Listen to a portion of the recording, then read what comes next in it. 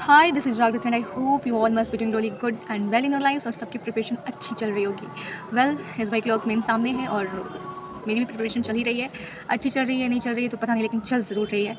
Well थोड़ा अजीब सा लग रहा था, सो आई थॉट कि लेट्स मेक अ वीडियो कि बिकॉज आई नो ये फीलिंग जो भी मुझे हो रही है, वियर्डनेस और वॉइड सी फीलिंग कि पता नहीं क्या होगा। ये सिर्फ मेरे साथ नहीं है, ये सारे कैंडिडेट्स के साथ हो रही होगी, ऑलमोस्ट सबके साथ हो रही होगी। सो अभी तो भाई ऐसा है, मतलब कि कितनी भी प्रिपरेशन कर रहे हैं, कितनी भी प्रैक्टिस कर रहे हैं, मतलब बट लग रहा है कि कुछ नहीं हो पा रहा है, आगे बढ़ ही नहीं रहे हैं। अभी भी सीन ऐसा है, एक मैं बताती हूँ कि क्या सीन है ना, कि ऐसे प्रैक्टिस हो रही है, क्वेश्चंस बन रहे हैं, सब चीज़ चल रहा है, लेकिन जब फुल लेंथ मार्क्स देने की बात आ रही है तो पता नहीं क्या हो जा रहा है। सेक्शनल दे रहे हैं तो भी सब सही है, उसमें भी अच्छे मार्क्स आ रहे हैं, परसेंटाइल अच्छा आ रहा है अगर पूरे फोकस और कंसंट्रेशन के साथ बना रहे हैं तो। But when it comes to full length marks पता नहीं क्या हो रहा है। या तो दिमाग पहले ही हार मान जाता है कि भाई 2 घंटे बैठ के एग्ज़ाम देना है और आदत तो है नहीं यहाँ पे।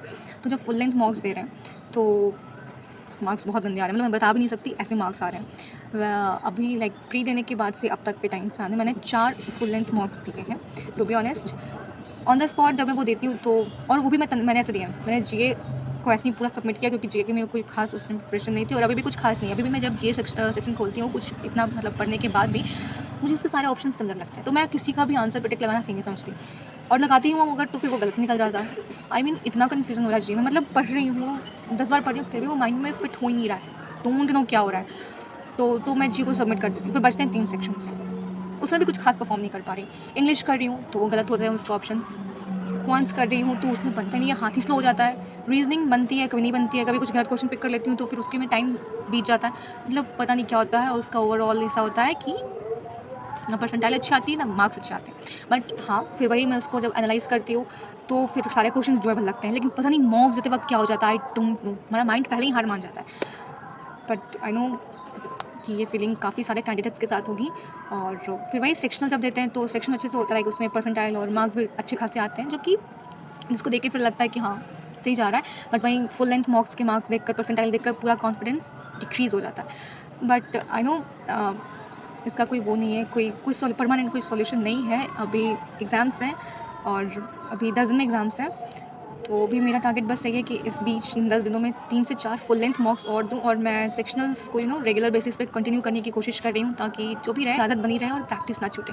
एंड जिनके साथ भी ये सेम वाली चीज़ हो रही है उनके लिए बस मेरे पास एक ही एडवाइस है। मैं खुद ये फ़ील कर रही हूँ, मैं क्या ही सामने वाले को एडवाइस दूँगी, बोलो कि तुम खुद ऐसा फ़ील कर रही हो, तुमसे खुद नहीं हो पा रहा है, हमें क्या एडवाइस दे रही हो, बट फिर भी take it as a advice. मैं इसे फॉलो करके अपना कॉन्फिडेंस खुद को मोटिवेट करती हूँ। एक होता है कि अब अगर फुल लेंथ मार्क्स में मार्क्स नहीं आ रहे ना तो चिल, मार्क्स पे ध्यान मत दो और नहीं उतना ये देखो कि मतलब क्या करो, जीए हो रहा है नहीं हो रहा है अभी वो छोड़ दो, बस जीए पढ़ते जाओ, रिवाइज़ करते जाओ, रिवीजन इज़ मस्ट। ये मैंने रियलाइज़ की है अभी कि रिवीजन बहुत मस्ट है। आप जितना पढ़ा उतना रिवाइज़ करो, बार-बार करो, क्योंकि अगर वो जितना आपने पढ़ा है उतना रिवाइज़ रहेगा तो अपने आप फिर वो जितना आपको आएगा ना आप उतना करके आओगे एटलीस्ट।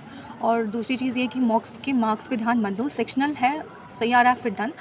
अगर फुल लेंथ मार्क्स में मार्क्स नहीं बढ़ रहे हैं या फिर बहुत गंदे आ रहे हैं तो please don't panic, don't get distressed. मैं हो रही थी थोड़ी देर पहले, लेकिन फिर मैंने खुद को समझाया। बस ध्यान इस बात का देना है कि आप जितना बना रहे हो ना, जितना भी अटेम्प्ट कर, अगर आप 20 ही क्वेश्चन अटेम्प्ट कर पा रहे हो तो वो भी सही होना चाहिए। मेरा क्या होता है ना कि मैं अटेम्प्ट ज़्यादा कर रही हूँ लेकिन मेरा गलत में चला जा रहा है, मेरे इनकरेक्ट अच्छे खासे हो जा रहे हैं, तो जो नहीं होना है होने ही नहीं देना। स्पेशली होता है जीए और इंग्लिश में नहीं होने देना है। आप कोशिश करो कि आपको जो आता है आप वही टिक करो, बट ये नहीं कि मॉक से मार्क्स इंक्रीज़ करने के चक्कर में कुछ भी गलत करके आ रहे हैं, नहीं करना। अगर आपका कॉन्फिडेंस अभी से बूस्ट रहेगा तो एग्ज़ाम वाले दिन जो मेन एग्ज़ाम होगा उस दिन अपने आप सब सही होगा। बट अभी के टाइम पे जितने मॉक्स में मार्क्स आ रहे हैं इग्नोर करो, मार्क्स पे ध्यान मत दो, बस ये देखो कि आप कितना सही कर रहे हो। अगर आप सही नहीं कर रहे हो तो अपनी प्रैक्टिस बढ़ाओ, अपना रिवीजन करो, ताकि वो इनकरेक्ट वाला जो रेशियो है ना, करेक्ट और इनकरेक्ट वाला रेशियो, वो करेक्ट वाला रेशियो बढ़े और इनकरेक्ट वाला घटे। बस इस पे फोकस करना है और सेक्शनल मार्क्स दो और उसमें परसेंटाइल और मार्क्स पे ध्यान दो। बस फ़िलहाल ये करो, मार्क्स की वजह से खुद को डिस्ट्रेस मत होने दो और practice and revision are must at this point of time. इन 10 दिनों में प्रैक्टिस और रिवीजन ये 2 चीज़ें बहुत काम आएंगी, तो जितनी हो सके उतनी करो।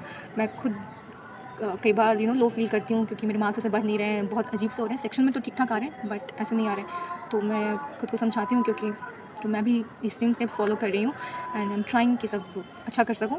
एंड बाकी तो लेट्स सी 10 दिन बाद क्या होता है। So that's all. Do let me know in the comments कि आपकी प्रिपरेशन कैसी चल रही है और क्या आपको भी सेम फील हो रहा है जैसा मुझे हो रहा है।